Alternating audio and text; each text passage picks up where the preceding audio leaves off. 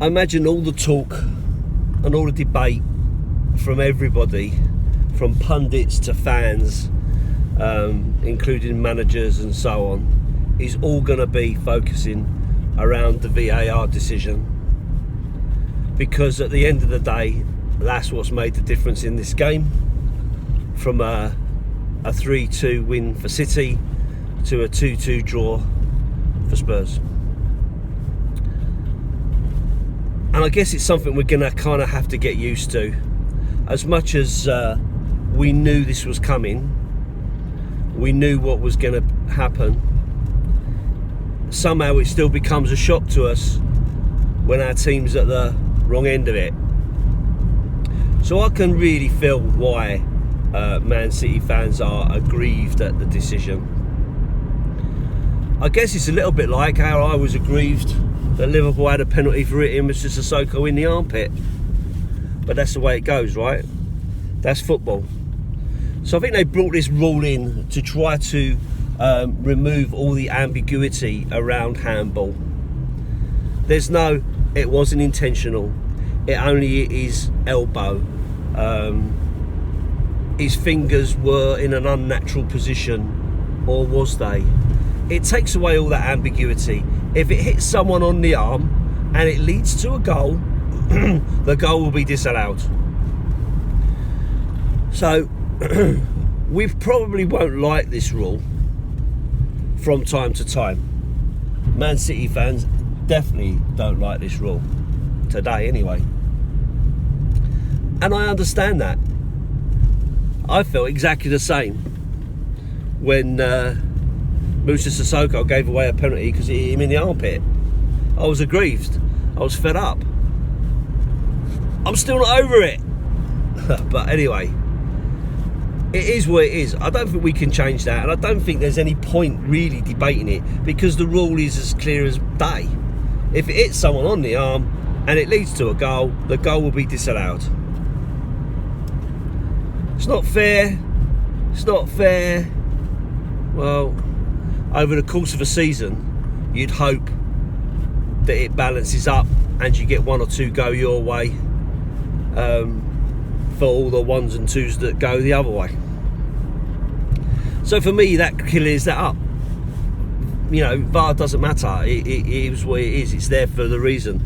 It's there to look at those scenarios and make a decision that assists the referee.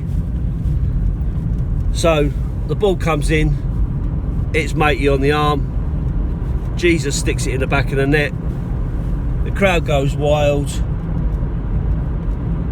VAR comes in, no goal. Tottenham fans then go wild, and obviously are gonna sing VAR, my lord, VAR. It's happened again, all that. Because that's what you do, right? It's a banner, that's football, that's how we enjoy the game. And if it had been the other way around, Man City fans would be giving it as much as they can. And you have to accept that. But looking at the game overall, I have to say, Tottenham were poor.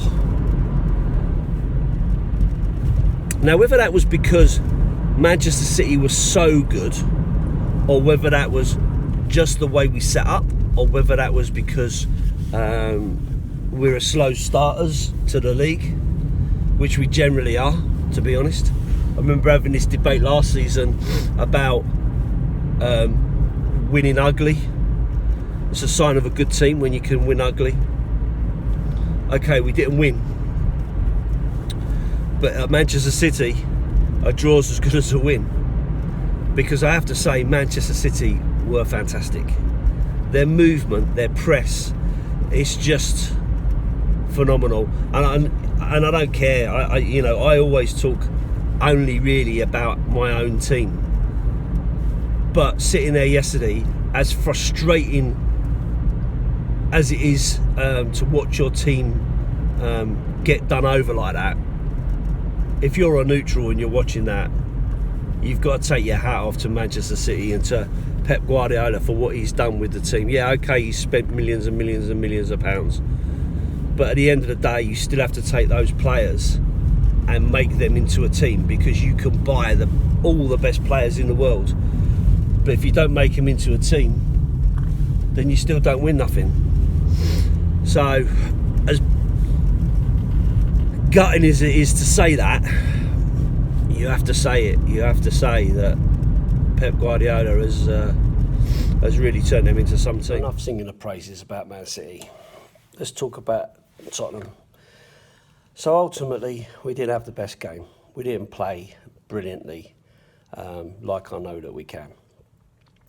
But ultimately, we come away from there with a 2-2 draw, which is great for us. A real big scalp to take, VAR or not. To come away from there with a draw is a great result for us to move forward onto our next game.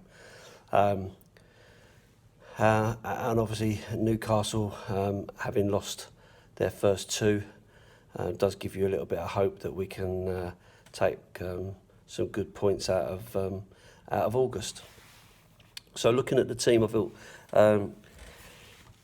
Hugo made a couple of decent saves in that game, which kept us alive. A little bit concerned that he doesn't seem to come out as much as he used to. He used to come out a lot more and close things down. He used to be very quick off his line. Seems to be a little bit more reserved these days. I don't know whether that's something that they're working on or whether that's his mentality these days. I'm not quite sure. The back four didn't really do too much wrong. I felt that Kyle Walker-Peters did very well, considering the pressure he's clearly under. The expectation is that he was going to get absolutely raped by Raheem Sterling, and there were times where he did get caught out. But overall, he did really well. But he played a decent game and didn't embarrass himself too badly. I didn't think. Got pulled inside a few times, but again, with the movement of City, you don't really get a lot of other choice, do you? Moving on a little bit, I didn't think that the Winks, Sissoko and Ndombele worked particularly well again. I know I was talking to someone on Twitter who suggested that Winks was in there because so that he can keep hold of the ball and buy some time and stuff. Didn't happen for him. For me, I would have gone more with Sissoko and Ndombele with Eriksen in front of them as kind of as a central three, with Mora and Lamela wide, which is eventually what we went to. But I understand why Winks is in the team, and I'm a great fan of Winks. I like him a lot. I think he's a good player who's got a lot to offer. But against this City team, I just didn't think that we would get a lot of time on the ball, and clearly we didn't. And I just felt you needed someone like Sissoko in there, kind of just making a nuisance of himself, using his power and using his pace across there to break it up and try to protect the back four a little bit, with Ndombele maybe bombing forwards and getting it to Eriksen for a bit of magic. So it didn't really work for me, the midfield. I didn't think we dominated enough to get any kind of real shout out for them. Obviously, Lamela scored a goal, and a good goal, to be fair. I know they're saying it's a keeper error because of his positioning, but I guess he's looking out at play and looking at which way that Lamela was running. And for me, I just thought he took it really well. He almost bent it around the player in front of him, and I think that kind of caught Ederson off guard. So for me, decent goal and well deserved. He also got an assist, so his stats are stacking up a little bit. I still feel there's more to come from him, I've got to be honest. But time will tell. But a game like yesterday will obviously boost his confidence slightly, and fair play to him. Obviously, Lucas Moura, what can you say about him? Comes on the field, 19 seconds, scores the equalising goal. Great leap, great header, great goal. you can't kind of stop him at the moment, can you? He does seem to be doing all the right things. As much as he struggled against Villa with getting in behind and stuff like that, I felt that he brought a bit of dynamo attitude to the game, and I think what we really, really needed. Poor Harry didn't get into the game at all. Didn't really get fed anything, and that's really difficult if you look at his positioning. A lot of where his touches were in our half, and that trying to get involved. And he's going to have games like that. They're going to frustrate.